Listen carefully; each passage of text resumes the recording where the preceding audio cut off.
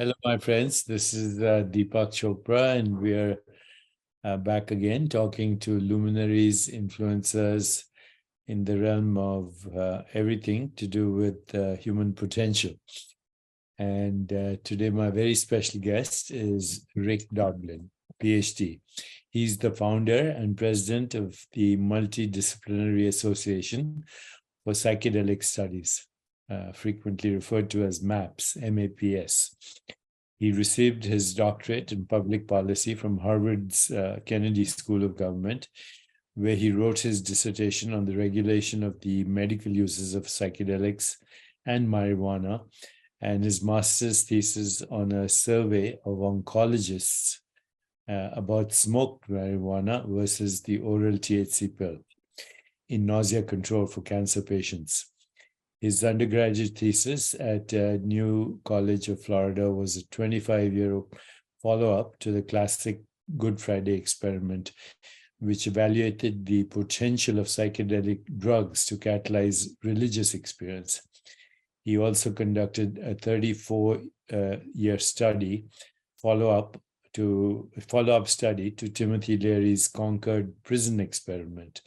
Rick studied with Dr. Stanislav Graf and was among the first to be certified as a holotropic breath practitioner. And there's a lot more that you'll find in his bio. I just read a little bit from here, but I don't want to waste any more time because you'll be seeing his bio at the bottom of this, of this teleseries. So thank you for joining me, Rick. My pleasure. Thank you for having me. I look forward to this discussion. Yeah. So I think we should start right from the beginning. You're a Bostonian. I grew up I actually spent all my training in Boston in the three medical schools or hospitals affiliated with the medical schools, Tufts, BU, Harvard. I know the area well. How did you get interested in this whole area? I see that you started with actually marijuana as a possible palliative treatment for nausea and other problems, including inflammation, etc. Share with our audience a little bit of your life journey in this area and how MAPS actually came to be. Wow, thank you for this opportunity. Well, it really began for me in 1972. When I was 18 years old, and I read Realms of the Human Unconscious by Stan Grof. And what had preceded that was this education that I'd received from my parents and my grandparents, my extended family, that the story I was told that I was part of this multi-generational situation of refugees running from anti-Semitism in Russia in 1880. My great-grandparents came to the US, and then 1920, my grandfather on my dad's side came to the US from Poland. And so the story was that it was refugees fleeing for their lives, coming to America, finding safety, and being able then to build a new life and then actually to become successful. And then as I was like this generation sort of born into freedom and born into a certain amount of privilege, that I was told that it was my job to work on deeper threats to the Jewish people. And so I was educated from a very young age about the Holocaust. And I had relatives in Palestine since 1904. And this was just a big part of my education. And it was just, how do you grapple with something so horrible as the Holocaust, as the genocide, what people could do to each other? What is a response to that? And as I was sort of mulling that over, I'm still a young boy, and then was the Cuban Missile Crisis. And now it's like, for me, the whole world could blow up between the US and the Russians, this kind of hatred. And it was just like, what a crazy world I was being born into. And then it was for me, then my own country now doing Vietnam.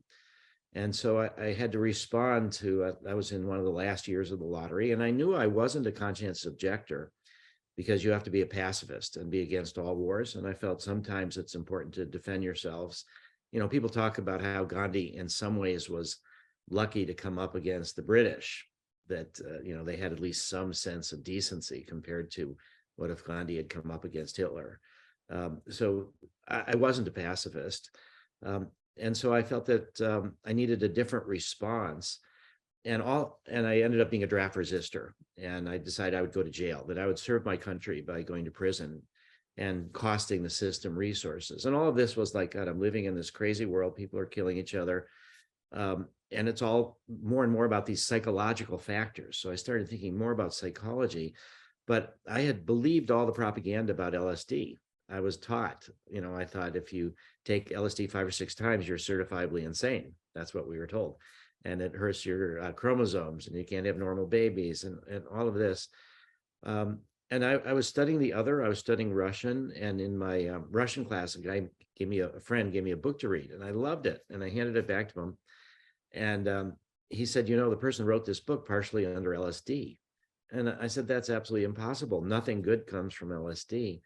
And it turned out he was right. It was One Flew Over the Cuckoo's Nest by Ken Kesey.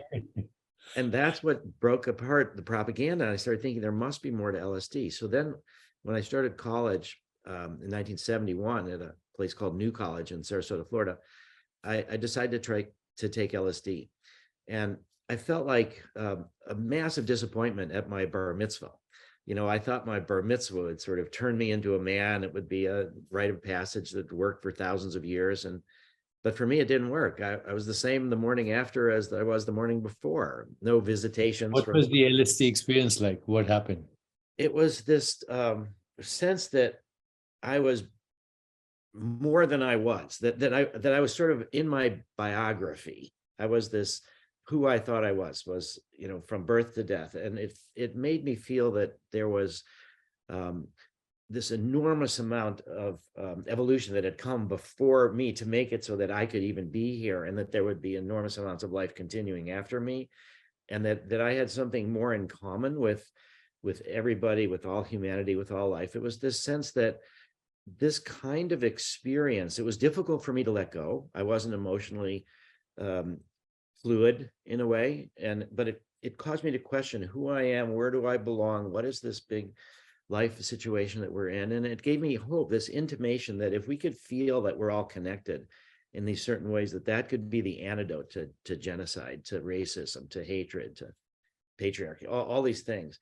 And so I thought there was a lot of hope there, and I had to evolve as fast as I could. And so I had the delusion that if you just take LSD as many times as you can, as fast as you can, that's the key.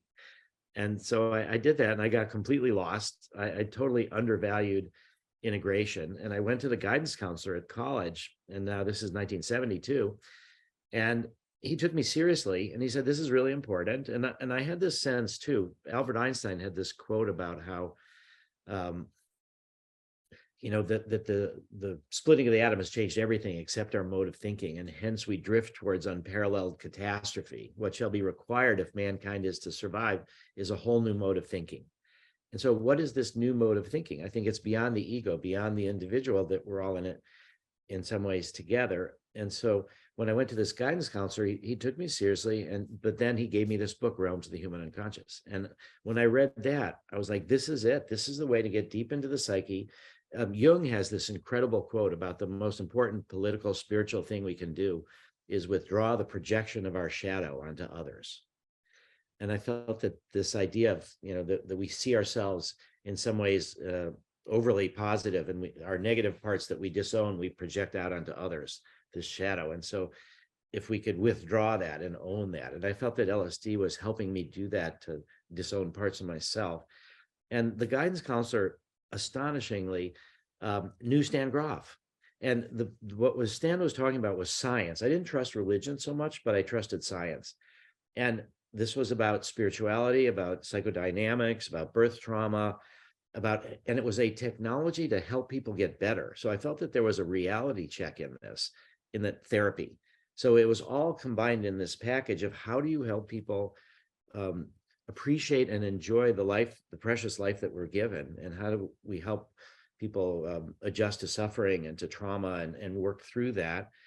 And this guidance counselor actually had Stan's address and got the book from Stan. The book was published in 1975, and I got it manuscript copy in 1972. So I wrote to Stan, and I was an 18-year-old confused guy, and here he's MD, PhD at Hopkins, but the LSD research was being shut down. And he wrote me back and invited me to workshop that he and Joan Halifax were giving in the summer of 1972. So I hitchhiked across America, did this workshop, did primal therapy for 3 weeks, intensive, did a month-long encounter group. And none of these things really got me where I had hoped to be. You know, I had this delusion about quote enlightenment and all. And so out of that, I realized that I had totally undervalued integration, and that I needed to really get grounded. So I spent 10 years actually building houses, being in the physical world, dropped out of school. And then 10 years later, I went back to college, and my first semester was with Stan Groff and Christina at Esalen to develop a curriculum to become a psychedelic therapist. And that's where I learned about MDMA. And it was kind of sad because it was both a therapy drug that I learned about that was tremendous, but also it had escaped and was becoming ecstasy, and that was doomed. This was during Nancy Reagan and Ronald Reagan and Just Say No. So I felt like I could get politically involved. I woke up to the value of LSD after the backlash, but I was waking up to the value of MDMA before the backlash. So that's what led to me starting to be politically involved. And I'd say the big turning point was 1983. After I learned about MDMA, I'd read a book by Robert Mueller, who was the Assistant Secretary General of the UN. And this book was New Genesis, Shaping a Global Spirituality. And Robert Mueller had been the French resistance fighter against the Nazis. So he had been a military person. He wrote one book called What War Taught Me About Peace. But this book had this thesis that this spirituality, this sense of we're all in it together, that he said that is the resolution of a lot of these disputes. The UN was created for disputes between countries, but a lot of the disputes are religious based, and we need this understanding that we're all in this together. And then the picture on the cover of his book was the Earth from space, and the astronauts were saying some similar things, that once you get this sense of how we're all together, it changes your understanding and your politics. So I wrote to Robert Mueller. I said, great book, but you don't say anything about psychedelics. And I think psychedelics could help us understand this spirituality that you're talking about. Would you help us bring back psychedelic research? And I told him about MDMA. And he wrote me back. Again, it was just astonishing. He wrote me back and he said, there's a bunch of mystics I'd like to introduce you to. Brother David Steindl-Rast, Rabbi Zalman Schachter, Vanya Palmers.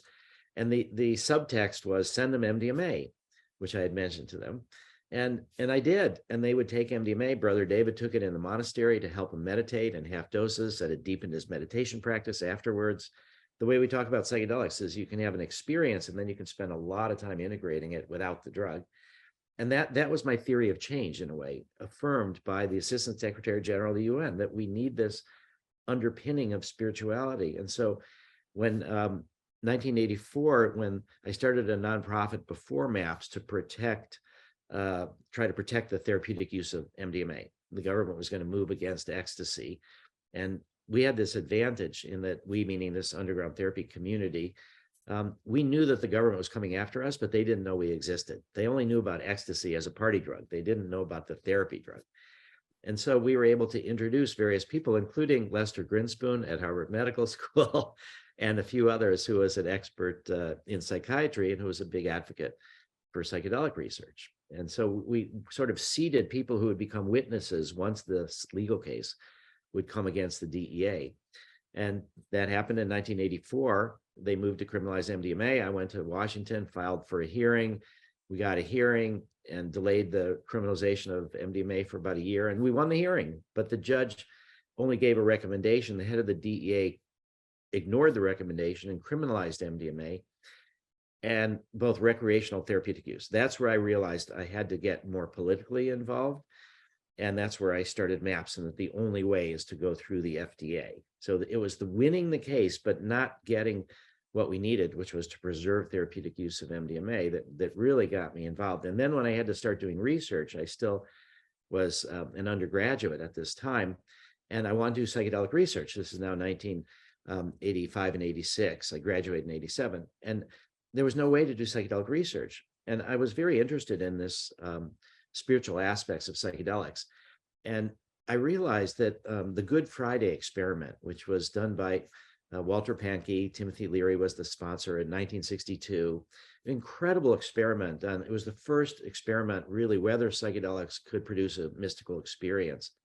And the minister who did this, Howard Thurman, was the minister at Marsh Chapel. He had studied with Gandhi, and he actually was Martin Luther King's mentor. Martin Luther King got a PhD at Boston University. And Howard Thurman was this incredible African-American minister, phenomenal, eloquent person. And he let Walter Pahnke and Tim Leary bring 20 divinity students from Andover Newton Theological Seminary into church on Good Friday, and they all got a pill, either psilocybin or placebo. And the results of the experiment were that 9 out of the 20 people had a mystical experience, full or partial mystical experience, and 8 out of those 9 had the psilocybin. And it was just an incredible project. But in a tragic, after that, Leary got kicked out of Harvard. Walter Pahnke went to Johns Hopkins, worked there with Stan Grof, and Walter died in a tragic scuba diving accident in 1971. And in the mystical literature, the classic test of the validity of an experience is called the Fruits test. It's not how you describe it, but what impact does it actually have on your life? And I knew that Walter would have done a long-term follow-up to the Good Friday experiment if he had been alive. But since he was dead, nobody was thinking about doing it. And I thought, this is a psychedelic research project that I can do without getting permission from the FDA or the DEA. I could do a long-term follow-up, and that would be something I just get permission from my local IRB at the school. And so that was my first research project. And it was tracking these people down. And it was a whole long story how I found them. All the names were lost. But I eventually identified 19 out of the 20 people. And I traveled all over the country to interview them. And one of the things that I was amazed at, and Deepak, we've sort of talked about this a bit, is just the imprint of psychedelic experiences on memory, on how I was just amazed how this was now 25 years before, 24 to 25 years, and these people remembered vividly parts of it.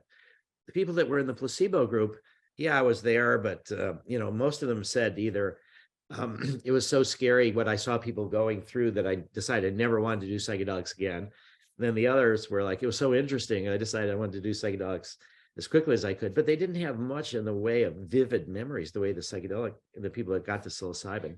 And these were ministers. Many of them had had non-drug mystical experiences before or after. And they said that these non-drug mystical experiences helped them to understand that what they experienced under the psilocybin was legitimate. They tended to prefer the non-drug mystical experiences. And they said that was because they were more uniformly positive, but that the psychedelic experience would oscillate between, fear of losing control, fear of losing your mind, into these sometimes beautiful mystical states, but it would go back and forth of psychodynamic things that were difficult. So they sort of reaffirmed the validity of their experience. And they talked about the implications of that sense of we're all connected to their subsequent political actions. And they did say that loss of so much of the fear of death, the sense of the value of the moment, the now, the willingness to feel that we're all together, that it motivated them to move into more political actions. And so I felt that this sort of theory of change, that if we all do feel how we're connected, that can contribute to a better world. I felt that was affirmed by their testimony. But I also learned, and this was a big difficulty for me, is that the results had been exaggerated. Time magazine said that everybody that got the pill had the mystical experience like the saints of the ages, which was not quite true. And also I discovered something disturbing, which was that Howard Thurman was an incredible dynamic minister, as I said, and part of his sermon was, you have to tell people there's a man on the cross. You have to tell people there's a man. And one of the students who had the psilocybin said, yeah, I got to do that. I got to do that now. And he left the chapel and he went outside, and Houston Smith and Walter Pahnke ran after him. Commonwealth Avenue right in front of Marsh Chapel is a busy, busy street, and it's dangerous. And so they finally captured this guy, and who's going to tell the president of the university. He realized the president was somewhere else, but he'd tell the president of the university. And he didn't want to come back in to the chapel. And so they gave him a shot of Thorazine to calm him down and brought him back in, but they never mentioned that. So I felt that there was a little bit of this exaggeration of the benefits and minimization of the risks. But that was the first research I ever did. And then I tried to get into a clinical psych PhD program to learn about psychotherapy outcome research. Now, I graduated in 87 and psychedelic research still wiped out. Nobody would let me in. And so I realized, actually, how I realized is when I get trapped, sometimes I like to smoke pot and think about things from a broader perspective. So I thought my whole life since 1972, 1987 has been to become a psychedelic therapist. This is what I want to do. I want to bring back psychedelic research. And nobody would let me in. And then I realized that under marijuana, but I might have realized it otherwise, that I wanted too much too soon. I wanted the science, but the politics was in the way. So I had to study the politics. So that's where I shifted and went to the Kennedy School. And one last thing, which happened in my mid-20s, was the most powerful dream I ever had. And it was of a Holocaust survivor telling me that he had survived miraculously, almost killed multiple times. And he knew he was survived for a reason, but he didn't know what the reason was. And he's in the dream, he's on his deathbed and he's telling me this. And he shows me how he almost died. And then we're back. It was, mass grave, people, machine gun pushed into these mass graves, but he survived. Then we're back on his deathbed. He said, now I know what the reason is why I survived. And I'm like, well, what is that? And he said, well, it's to tell you to study psychedelics. You need to bring this back because that is one of the ways to prevent this kind of hatred and killing. And in my mind, I said, in this dream, I'd already decided to do that. And so I said, okay, I will do that. You can die in peace. And then in my dream, he died in front of my eyes. And so I've carried this idea that it's this dying wish of Holocaust survivors, of not, people, African Americans who are lynched, everybody who's subject to hatred, that we need to help people understand and process their own pain and understand our connection. And so that has been my path for 50 years. And so that's the origin story. That's beautiful. It's a very good story. And it's very interesting that, of course, without the immersion that you've had in this world, somewhat parallels my story, but not with the deep immersion that you've had. So I was, I think, 17 or 18, I think, when I was in medical school. And the year is 1965, actually. So I must be much older than you are. I'm 76 right now. How old are you, Rick? Yeah, I'm 69. Okay, so yeah, it fits it. I had my first LSD experience in medical school in India, of all the places, where we had an exchange program with Harvard, and it was controlled. There was one placebo group and one group with us. And there were two experiments that I participated in. The first one where I had what would be called a panic attack or dark night of the soul. I lost my moorings. I felt very nervous. I didn't want to let go. But then I was convinced to go for a second session. And this time, we all had something to look at or listen to, or, some other intervention along with the LSD. And in my case, I was looking at a poster of Mother Teresa, and she was licking the wounds of children with leprosy. Now, at that time, there was in the news, there was all this news about how she was a miracle worker, and when she kissed these wounds, they would get healed. And, for me in medical school, that seemed totally unreliable and, far out. But then there was one study that showed that when medical students watched her, their IgE levels in their saliva went up, their immune response went up. And so I got very interested, and I was looking at this poster of Mother Teresa, 18-year-old medical student, and the most intense experience of empathy, compassion, desire to alleviate suffering, be a healer, so to speak. And of course, I finished my medical school training, came to the United States, all that disappeared. I did my internship in New Jersey, went on to do residency in Harvard or hospitals associated with Harvard, Tufts, BU, forgot about all this.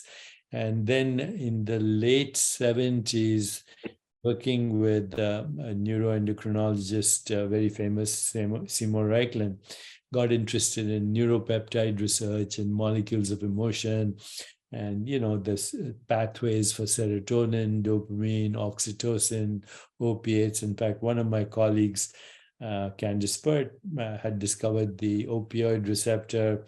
So I, now in hindsight, I've met some of the people that you talk about, Stanislav Grof, and communicated with him. And, I just actually read his latest new book and helped to publicize it a little bit. And I've been a fan forever. Then I met Robert Thurman and on and on. But it wasn't till about 20 years ago when I was in Ecuador that I met a woman who said, do you want to meet God? I said, what do you mean? And she took me to a shamanic ceremony with ayahuasca. And actually, I apparently was in that out-of-body experience that I had for almost 8 hours before I came back into my body. And so that was an amazing experience. And I didn't have after that, any desire to do anything. And then, somehow got involved with some of the psychedelic research only recently with Geeta Ved here in New York, looking at terminal lucidity, end of life experiences, and now inflammation, chronic disease, mental illness, suicide prevention, and what you call the mystical religious experience. So we have a lot to share with our audience today, but let's go. Before we do that, I just have one question for you, which was, you described your first experience was really a little bit frightening and negative, and yet you decided that you still wanted to go and try for a second experience. I'm curious, what made you, after a difficult experience like that, want to try it again? I was looking at all the stuff that was coming out from Timothy Leary, Ram Dass, and all these people, and I was just saying, maybe something went wrong. I'm going to try it again, and I am glad I did. So, but let's fast forward first to MAPS, where you are, what your mission is. How can people know more about MAPS and the research? How can they get involved? But then I want to go back and look at each of the psychedelics individually, including, some things that are not considered psychedelics, marijuana, cannabis, because it's all over the place right now. So we need our audience to get some clarity a little bit. But let's talk about MAPS for now. People need to know what MAPS is, what is the mission, what you're up to, and what is current status of MAPS. And if people want to get involved, how do they get involved? Great, thank you. So MAPS is basically a nonprofit psychedelic pharmaceutical company that I started in 1986, so 37 years ago. And in 2014, we started the MAPS Public Benefit Corporation. So that is a for-profit company, but it's not to maximize profits, it's to maximize public benefit. And that's our pharmaceutical arm. And that currently is 100% owned by the nonprofit. So in the course of our history, we've raised about $145 million in grants and donations. And we've mostly focused on MDMA assisted therapy for PTSD.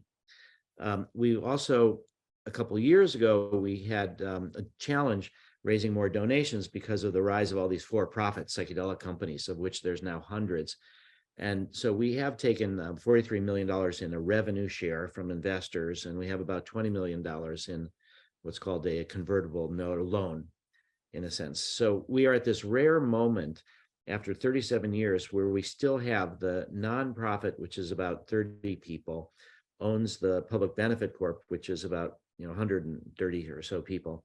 And we have 2 successful phase 3 studies with MDMA assisted therapy for post-traumatic stress disorder. So we are in this enviable position right now of preparing all this data to submit to the FDA for possible FDA approval. And we think that if it's going to happen, it's possible, it would be around June of 2024. And so we are now getting ready to publish the second phase 3 study. We've submitted the results to a journal. The first paper was published in May 2021 in Nature Medicine. And at the end of the year, Science, the journal Science, publishes a list of the top 10 breakthroughs of the world in the science field. And they decided that our phase 3 study, the first one, was one of the top 10 scientific breakthroughs of the world. And I think it was because two parts. We had such incredible outcome research, outcome data, but also because the whole field of psychedelic psychotherapy is moving forward. And this is just the first example of it. So I think they were really awarding this to this whole new area of psychedelic assisted therapy, which is not really that new, thousands of years old in a way, but now through the FDA. So we are also doing a study with cannabis. We have a $12.9 million grant from the state of Michigan, and this is to study cannabis for PTSD in 320 veterans. But cannabis for PTSD is palliative, not potentially curative, the way MDMA assisted therapy can be. In our first phase 3 study, we had to work with the hardest people, the most difficult cases. So we worked only with severe PTSD. People had PTSD average of 14 years, 1/3 over 20 years. Almost all of them had other treatments that didn't work. And it's best to think about this as psychotherapy enhanced, assisted by the psychedelic. It's not, here's a pill and the psychedelic will make you feel better, work through your problems. It's the therapeutic context that is really the intervention. So it's 42 hours of therapy over about 3.5 months. And it's 3 MDMA sessions once a month, each 8 hours long. And it's 2 therapists for one person. It's often a male-female team, but not always. And our therapeutic approach is called inner-directed therapy, meaning that we all know that our body knows how to heal itself in certain ways below our level of conscious awareness. And we have a theory that the mind is like that too. There's this inner wisdom from the unconscious that what comes up to us in our dreams. And when you take a psychedelic, you could say it makes the membrane between conscious and unconscious more permeable. And what comes up, we believe there's a wisdom to it. And so we support what's emerging. So inner-directed therapy means that we're not the guide. I never use the word guide. The person's unconscious, they're the own guide. We know the process, but they know the territory, meaning the therapist. And so we support what's ever emerging. Bessel van der Kolk is one of the principal investigators. He wrote the book, The Body Keeps the Score, which astonishingly last week was the #1 best-selling paperback book in America. But he published the book over 8 years ago. People are so sensitized to trauma. But I mention that because sometimes what emerges in a thought or a memory, or it emerges in a body sensation, or it emerges in a pain, or it emerges in nausea, or different ways. So whatever it is, we encourage people to, instead of making the symptoms less, like traditional medications a lot of times are to reduce symptoms and to not get it to the root cause. Stan has developed this approach, this idea of the symptoms are the path to the solution, that you let the symptoms, instead of suppressing them, it feels like it's overwhelming, but you let them take over, you experience it. He has a beautiful statement, which is the full expression of an emotion is the funeral pyre of that emotion. Wow.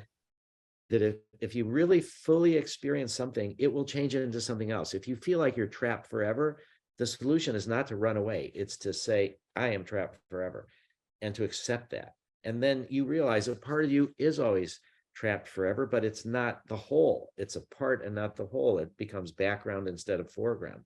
So we support people to experience. There's a great documentary, Trip of Compassion, about 3 of our Israeli patients. It's on Vimeo, and I'd recommend it to people to really, it's the most patient-centered documentary ever. We can put a link to it at the bottom of the stuff. Yeah, great. So that I think that we are now at this incredible point. We're the only company that has, in this whole field, that has finished 1 phase 3 study, and we finished 2. And so we're in the process of trying to negotiate, how does this field emerge in an FDA regulated context? And so we will be having these negotiations with FDA. The other way people to learn about us is we've got the world's largest conference on psychedelics ever. That's right, coming up. Yeah, it's coming up June 19th to 23rd in Denver. We have the entire Denver Convention Center. The mayor is going to come. The governor might come. Josh Gordon, the head of NIMH, is going to be speaking. but we've got over 300 speakers. We're probably going to have 6,000 or 7,000 or more people coming. We do have a discount code, Chopra 20. So if anybody wants to go to psychedelicscience.org or the MAPS website, and we should put all those links at the bottom of this interview. This interview, while we're doing it on YouTube, it'll be everywhere. It'll be on Facebook and Twitter and everywhere, so Instagram. Okay. Etc. So Chopra 20, and then you'll get 20% discount on coming to the conference. We'll put a link over there. So tell me now, because we have another 15, 20 minutes only, because we have a time limitation of 1 hour for social media on this. Is MDMA considered a classic psychedelic, and how does it work? Well, no, MDMA is not considered a classic psychedelic. Is something like LSD, psilocybin, mescaline, ayahuasca, ibogaine. These are ones that have this primary property of sort of weakening your sense of self. In some of the neuroscience, they talk about the default mode network. Correct. But it opens you up to something larger. It sort of has this sense that Aldous Huxley, when he first did mescaline and wrote The Doors of Perception, and he talked about the brain as a reducing valve. Correct. And also Abraham Maslow, we talk about him as the hierarchy of needs. And a lot of people don't know that Abraham Maslow, what they're taught in school is that self-actualization is the top of the pyramid. And in the last few years of Maslow's life, in confrontation with the work with LSD and psychedelics and other things, he developed transpersonal psychology. And the top of the pyramid is no longer self-actualization, it's self-transcendence. Correct. Yeah. Going beyond that. So, but this idea of the brain as the reducing valve, it's according to what we scan the environment for our sense of needs, survival needs, belonging needs, self-esteem needs. And so the classic psychedelics weaken this sort of narrowing of perception and open us up to a whole flood of experiences, emotions, things that we've suppressed, have not wanted to see, can come to the surface, and also deeper intimations of the spiritual connection. So the word psychedelic was developed by Humphrey Osmond in discussion with Aldous Huxley, and it means mind manifesting. So I try to normalize it by saying psychedelic is dreams. Dreams are psychedelic. Meditation can be psychedelic. Hyperventilation can be psychedelic. But MDMA is not a classic psychedelic, and it works in a different way. So it doesn't really, it has several fundamental things that it does. First off, it reduces activity in the amygdala, the fear processing part of the brain, so that we have this sense of difficult emotions and materials that have been linked to these fearful emotions. We can have the content of the memories with a different emotional tone. And so that's why it can be so helpful for dealing with difficult things. It also releases oxytocin, MDMA does, which promotes a sense of connection, self-love, self-acceptance, more connection with the therapists. Love hormone, as it's called. Yeah, and a neuroscientist at Hopkins, Doblin, did some studies with mice. She also did studies with octopuses with MDMA. And octopuses are solitary creatures. You give them MDMA, now they spend time with other octopuses. So it's, and octopuses do process serotonin. So this is evolutionary conserved, and it's pre-verbal, some of the effect of MDMA. But in mice, what she showed is the oxytocin release is connected to neuroplasticity, that new neural connections are capable during these critical open periods. And so MDMA other psychedelics can do the same thing as well. So, okay, so MDMA, right now where we are, thanks to the efforts of MAPS and your work, where we are is that we are hoping for FDA approval for post-traumatic stress disorder. But do you see any other uses for MDMA? Can you just list them? I want to go over other psychedelics. Yeah. Can you list them? I'll say one of the things that we're doing right now, there are some Israelis and Palestinians that have decided to do ayahuasca and MDMA together as a way to get over their fear of the other and stuff. So one of the best uses of MDMA, I think, is going to be couples therapy. And we have learned from FDA that people think that FDA can only approve drugs for the treatment of diseases in the DSM, but that's not true.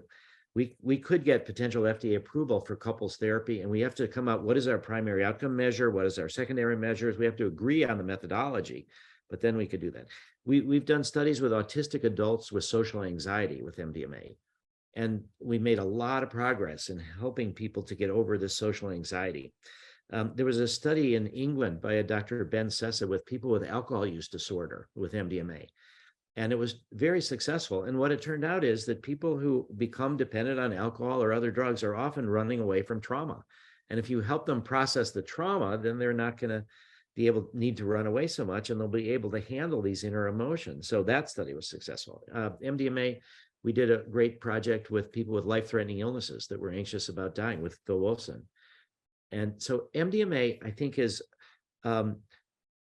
a tool that can be used in many, many different ways. And I think the same is true for other psychedelics. And so it's like we tend to develop drugs through the FDA, one drug for one thing, but the psychedelic psychotherapy can be used for pretty much everything that psychotherapy can. And what we want to do is train psychedelic therapists. So the future clinics, the psychedelic clinics in the future, will not be, here's a ketamine clinic, here's an MDMA clinic, here's a psilocybin clinic. It will be therapists cross-trained in the range of different psychedelics and what they do. They're all subtly different. And then they will customize a treatment program for each individual patient. And the goal is to get this covered by insurance. And we think that there's a good chance for doing that. So MDMA has an enormous number of uses because it's primarily psychotherapy that enhances psychotherapy. Whatever psychotherapy is good for, psychedelics can be good for as well. But I think one of the key challenges that we have today is the problems with addiction. And we have, most people are not aware that Bill W., who started Alcoholics Anonymous, first got sober with belladonna. He had this experience. And then in the 50s, he took LSD, and he thought that LSD could be really helpful for hitting bottom. He realized that a lot of times people with addiction, they have to destroy everything, their lives, their relationships, their work, their health. And finally, when they hit bottom, they do this assessment of what they're doing. But he said with LSD, you can hit bottom emotionally and spiritually while you still have an intact relationship or job or so. So I think that's one of the lost opportunities that we will come to regret, is that in the 50s, Bill W. wanted LSD to be part of the treatment of alcoholics, and it was too controversial and it didn't happen. So MDMA is great for addiction. I think there's just an enormous number of different things that can be. So and that's what we're going to do. That's a beautiful update on MDMA. Talk a little bit about marijuana, because it's now everywhere. It's legal. What are the potential benefits, and possibly what are the potential harmful effects of marijuana? Yeah, well, I think the thing that people have to keep in mind is that two things, is that the dose makes the big difference. That's what Paracelsus, the difference between the medicine and a poison is the dose. So if you're a high school student and you're smoking pot every day, it's probably not very good for you, and you're gonna not learn as much as you could. So the dangers of cannabis are mostly using it too much and too frequently, not doing the integration work, not doing the grounding, not understanding that it's as an enhancement, but not like a permanent, BMS state. Does cannabis reduce inflammation and all that we hear about treatment of chronic illness and cancer and fear and nausea side effects? Is cannabis of use there? Yeah, and what really changed American attitudes towards cannabis was the Sanjay Gupta and others were noticing that CBD, a part of cannabis, is helpful for childhood epilepsy. Mm-hmm. And so there's so many different cannabinoids, so many different uses. I think it's good for creativity. It's good for certain kind of a whole range. It can be good for enhancing psychotherapy even in different ways. But I think that it tends, at least for PTSD, it tends to be more symptom management rather than helping people deal with the powerful emotions that they're doing. Cannabis will help you focus on the moment, And so that makes the traumas of the past a little bit less painful. It can help people not have nightmares. It helps with sleep, so people don't have as many nightmares. It's got a lot of potentials, and as we know, it's been used for thousands of years. And I think it's the other thing that people don't realize, and I think that it's the big problem of the drug war, which is that we invest properties in things. Like, this is a bad drug, this is a good drug, and it's about the thing. And what we're missing is that it's about the relationship that we have with it. It's not the thing itself. These properties are properties of the relationship, not the thing. So that cannabis can be harmful for people, it can be helpful for people, and it's the same cannabis. It's how people relate to it. It's what they. So I'm very happy that we are trying to study cannabis for PTSD, and I think it's a challenge for a lot of people. Don't want. It's so painful for them, the thought of dealing with their traumas, that they are interested in symptom control. That's the story of SSRIs and a lot of the medicines that. But if you can help people reduce the symptoms, and then maybe they get to a place where they're like, okay, now I'm ready to do something deeper. Okay. And so cannabis can be a big part of that. Okay, in the remaining few minutes, let's very briefly go over psilocybin and ayahuasca, ibogaine, and all the others. What we saw Paul Stammet with you just a few minutes before we started, and he's an amazing guy too, just like you are. And there are more and more evidences emerging that these are serotonin agonists, but they probably, in addition to decreasing the activity of the default mode network, I think they may probably loosen the entire network of the conditioned mind, so that we can experience this expansive interconnectedness that you talk about, which is the religious experience. I personally have convinced myself that when Moses fed manna to the Jews, that was a lot of fungus there. And that when Jesus Christ converted the water into wine, the cast probably had some fungus too. But, when you read the hymns of the Rig Veda, you read all about this substance called soma, which seems to be some kind of psychedelic.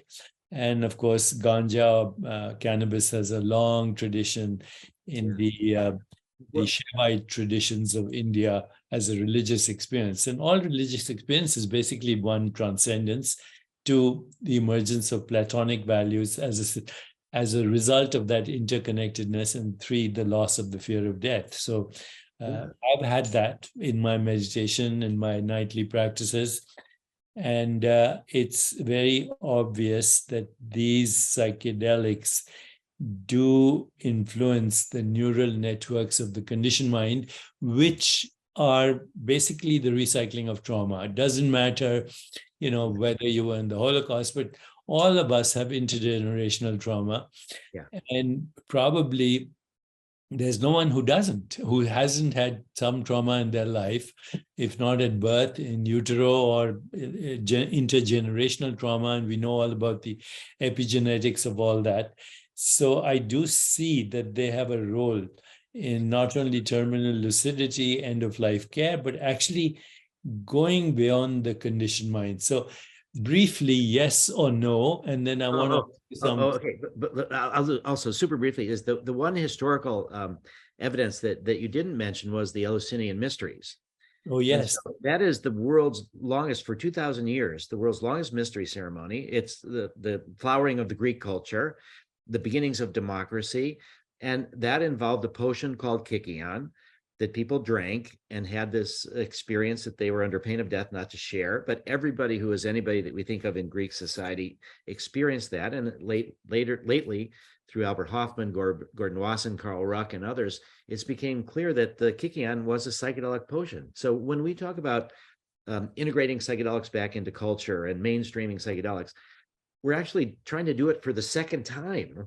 The first time being it was squashed by the Catholic Church around 396, the Eleusinian mysteries, by hierarchies that want to be between you and your own spirituality. So I think the origins of Western culture were intimately connected with psychedelics as well.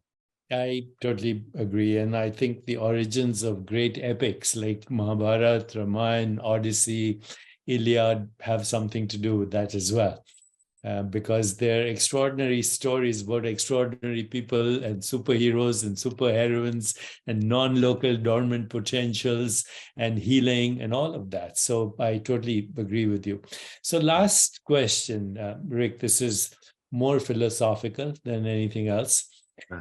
You know, I've been all over the world, and so have you. So, you know, I go to Germany, I've been to Berlin, I've been to Russia, I've been to most of East and West Europe, Latin America. What is it about humans that we think that violence is the solution to everything? You know, just going to Berlin, for example, now, you see this art, you see this literature, you see the German history of philosophy, mathematics, music, geniuses. And you see that in Russia, you see that everywhere. And yet the history of humanity is the history of murder, war, pillage, rape. And what is it about human beings that we've created these modern capacities for destruction, and we still have tribal medieval minds? And is there ever going to be a solution? You know, you mentioned Gandhi as a pacifist, and you mentioned, you know, the connection between all these people. I have a deeper actually knowledge of the connection between Gandhi, Martin Luther King Jr., Nelson Mandela, and even Obama. There's a link there, you know. But these are very few in the world. Why do we still, I mean, you look at the news today or any day, it's all about confrontation. It's all about power mongering, cronyism, influence peddling, selfishness, greed, and blood money. We create wealth through murder. What is it about human beings? And do you have any idea if psychedelics and just a broader conversation around our interconnectedness and inseparability, which is, of course, the religious Buddhist experience, the religious Gnostic experiences, the religious Advaita experience, do you think there will ever come a time where we will actually say a more peaceful, just, sustainable, healthier, and joyful world is possible if we have this deeper understanding of who we are? Well, I think it is possible, but I think more importantly, even it's important to work towards that, whether it's, you know, ultimately achievable or not. There's a nobility in trying to bring that to bear. And I would say that Hermann Hesse wrote this incredible book called The Glass Bead Game, Magister Ludi, The Glass Bead Game. And this was an attempt to try, he wrote this during World War II, to imagine how do we rechannel these competitive energies in a way that it's not so destructive. And this was like a post-apocalyptic world, and they had rechanneled these competitive energies into the glass bead game, which was mathematics, music, poetry, an attempt to make the most from the same culture that created the Holocaust, huh? Yeah, well, look here in America, I never thought that we can see how another dictator could arise in America. And we see how the way Trump was able to motivate people on their fears and their anxieties. So I think that we have, to answer your question, we have evolved our minds in this incredible way, but it has way outpaced our emotional and spiritual development. And we have technologies that technologies of mass murder, technologies even of energy, of electricity that still are causing climate change. So I think we are not as advanced as we think we are. We have this brilliance of the mind that has been able to create miracles that seem miraculous, but that we are still in this evolution process of our spirituality. And what we're believing, but our new goal, you know, for 37 years, the goal of MAPS was pretty much make MDMA into a medicine. Now that it looks like that might happen, the new goal is a world of net zero trauma by 2070.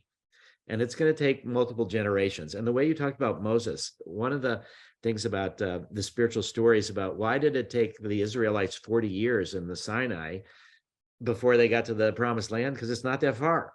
And part of the explanation, the spiritual sages, is that they wanted to have the generation born into slavery die, and the generation born into freedom be the one that starts the new world, the new land. So I think that where we're at is very primitive in this emotional spiritual, and that I think why dictators are able to come is because people are mostly on these lower levels of um, the hierarchy of needs, struggling for survival. And we came up with this horrifying thing that roughly half the families in America couldn't handle a $500 unexpected expense. So That's we have right. massive inequality, economic inequality, and people are struggling for survival. And as long as you can keep people in fear, struggling for survival, they're not going to think peaceful thoughts. They're going to devolve more into their own survival. And I think we need to move, people have talked about guaranteed national income, or we have the capacity, we have the resources to have everybody, even all the 7-8 billion people, there's enough food, there's enough, we if we didn't have such income inequality. But how do we get to that point? I think it's possible, and I think we have to work for it, but I think it's through the sense of this interconnectedness, and that we have to have people not just hear it, but feel it. So Rita Marley, Bob Marley's wife, had this album, and the title was Who Feels It Knows It. So it has to be experiential. Who feels it knows it. So that's where I think psychedelics come in, meditation comes in. We have to help people go beyond their survival needs to realize there's something deeper. And if we can do that, I think we can reach a world of net zero trauma, which means dealing with all the multi-generational trauma. It's going to get worse for the next 20, 30 years, I think, because of climate change, there's an estimate that by Institute of Economics and Peace, that there could be more than a billion climate refugees by 2050. I saw that. My very special guest has been Rick Doblin, and this conversation has been extremely enlightening. Please look at all the links, get educated, and help us expand this conversation. I'm just going to end with a quote from Jonas Salk, who was one of my heroes. He said, "The future of evolution has to be survival of the wisest." And it's not about survival of the so-called fittest, but it's the evolution of our consciousness, and ultimately the evolution of our consciousness that will save the world. So thank you very much, Rick, for joining me. Thank you, Deepak. And I would like to say, for people to learn more, the MAPS website, maps.org, there's an enormous amount of information there. And you could become a member and support us, and if you'd like. And there's just a lot of ways to help. And I'd say one of the main ways is what we're doing right now is helping educate yourself about what the real facts are. Try to get beyond the propaganda down to the actual science, the actual opportunities. Perfect.